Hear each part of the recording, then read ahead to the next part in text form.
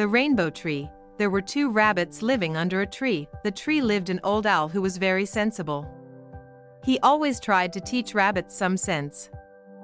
Moral: do not waste time with foolish people. One day, it rained in the morning, but soon the sun came out and also the rainbow. The two rabbits had never seen a rainbow in their life. They were surprised and kept watching till it faded. After some time, they started walking round and round the tree. The old owl from the tree asked them, "Why are you going round the tree?" They kept lead. "This is a rainbow tree.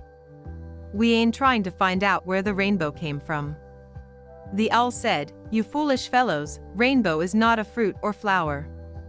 It does not grow on a tree." The owl told them to wait till the next rainy day. After a few days rained again, and they saw a rainbow.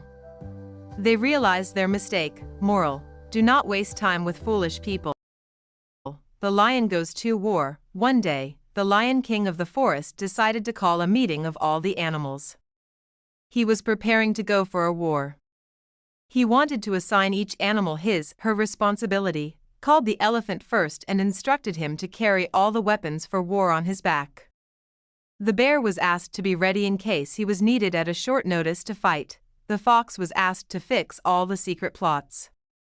Then he turned to Monkey: "You will entertain the enemies with your tricks and engage them." All the animals were assigned their responsibilities. One of them pointed out the responsibilities for the ass and the hare, as both were the weak link in the army. For them the lion said, "The ass I'll be our trumpeter to scare our enemy, and the hare will carry home news of our victory." In this way the Lion King got all the animals involved in his army and was ready for the battle.